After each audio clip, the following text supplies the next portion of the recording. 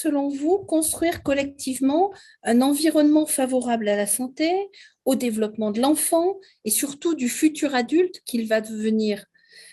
Et en pratique, comment accompagner les familles, les professionnels de la petite enfance dans cette démarche? Donc bonjour à tous. Du coup, la première question était vraiment très adaptée pour lancer cette deuxième, enfin la première question de personnes candides, entre guillemets, était vraiment adaptée pour lancer cette deuxième partie. Je voulais déjà dire qu'il y a des éléments qui vont aider à cette construction collective d'un environnement favorable à la santé globale et au développement de l'enfant et du futur adulte en devenir. C'est le fait que finalement, la presse, les associations de consommateurs se sont vraiment saisies du sujet. On a vu notamment des articles sur la présence de polluants dans les couches. Voilà, ça a fait vraiment grand bruit. Ensuite, il y a les jeunes parents qui sont vraiment en demande d'informations sur ces sujets-là. Les professionnels aussi, parce qu'ils ont été sensibilisés sur le sujet, voilà, peut-être par ces articles-là, par l'engagement institutionnel, mais aussi par les questions qui reçoivent des jeunes parents, puisqu'ils sont en demande.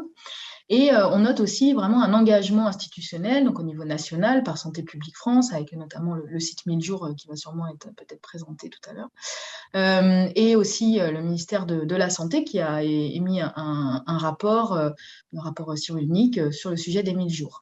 Mais aussi un engagement régional et local avec la mise en place et le financement d'actions à ces échelles-là. Ce que je voulais dire par ça, c'est qu'en fait, il y a une émulation collective sur le sujet des 1000 jours et qu'en fait, ça crée un terrain propice à l'action sur ce sujet-là.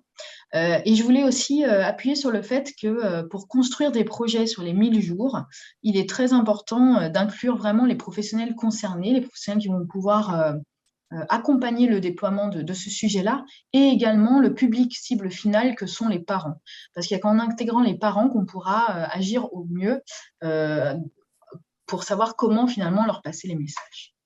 Alors, pour moi, l'objectif sur ce sujet-là, ça va être de sensibiliser l'ensemble des acteurs qui entourent les futurs et les jeunes parents. Donc, autant les acteurs professionnels que les acteurs dans le sens de l'entourage, et donc de sensibiliser tout ce monde-là à l'enjeu des 1000 jours. Pourquoi ?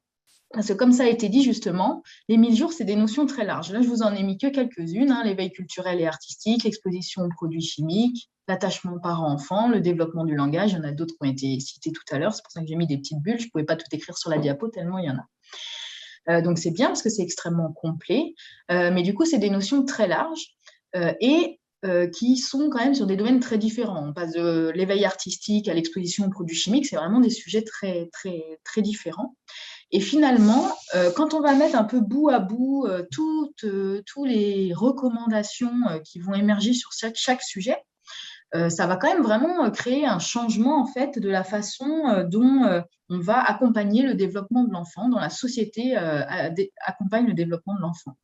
Et c'est pour ça que c'est important de créer une culture commune, parce que il faut que les professionnels transmettent les informations, certes, mais il faut aussi que le parent voit que ça s'est intégré dans la société de façon globale. Si je prends l'exemple du développement du langage, il y a quelques générations, je ne pense pas qu'on parlait forcément aux enfants de, par exemple, 6 mois, avec un langage normal. On parlait un petit peu bébé, etc. Aujourd'hui, on sait que c'est plutôt recommandé de faire des phrases construites et de leur parler voilà, comme un peu comme je vous parle, parce que ça va aider à l'acquisition des mots et vraiment au développement du langage. Et donc, l'idée, c'est quand même les parents, ils ne soient pas face à une espèce de gap entre ce que le professionnel va peut-être donner comme conseil et ce qu'ils vont ressentir et ce qui est, entre guillemets, même si on peut s'en fiche, mais validé par la société, parce que c'est quand même une période, donc c'est beaucoup de notions, et c'est vraiment une période chargée, une période quand même de fragilité pour les parents, psychologiques, c'est quand même des grands changements. Et donc, c'est vraiment important qu'il y ait cette culture commune qui se diffuse dans la population. Je vous ai mis l'image d'un escalier avec des paliers parce qu'il y a beaucoup de notions dans une période déjà très chargée en changement et en apprentissage, en tout cas surtout quand c'est le premier, pour les parents. Et l'idée, ça va vraiment pas être d'arriver avec 2 heures de sensibilisation avec l'ensemble des sujets abordés, mais vraiment d'y aller par étapes, par paliers, aborder un sujet, laisser le temps aux parents de faire son cheminement, de monter les marches pour arriver jusqu'au palier suivant où il va en fait intégrer tous ces changements-là, ces recommandations recommandations, en tout cas, ou celle qu'il choisira, dans ses habitudes, dans son quotidien. Parce que là, c'est parfois des changements d'habitude et de quotidien, pour ceux dont, par exemple, ce n'est pas forcément le premier enfant. Et ça prend toujours du temps. Alors, comment accompagner les familles et les professionnels dans cette démarche? Eh bien, pour moi, il faut essayer de viser le bon message. Alors, quand je dis le bon message, je veux parler d'un message qui soit cohérent. Alors, j'ai parlé tout à l'heure de la cohérence entre les professionnels et l'entourage, mais il y a aussi un enjeu de cohérence entre les professionnels eux-mêmes, parce que ça va permettre aux parents de garder la confiance envers les professionnels. Puisque si le parent il a un message, une recommandation de par son pédiatre et que sur le même sujet, il va avoir une recommandation différente, voire opposée par la référente crèche de son enfant, eh bien, à un moment, il va bien falloir qu'il choisisse entre les deux recommandations et ça peut diminuer un peu la confiance qu'il a puisqu'il va devoir choisir entre les deux conseils. Donc, il y a cet enjeu-là et ne pas le perdre, donc, comme je l'ai déjà dit, dans une période qui est riche en apprentissage.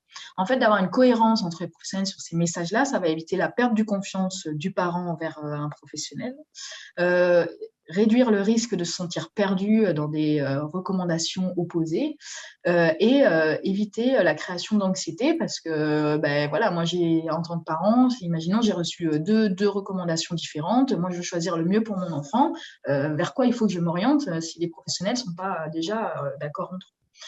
Donc voilà pour ce premier point. Le bon message, un message cohérent, au bon moment.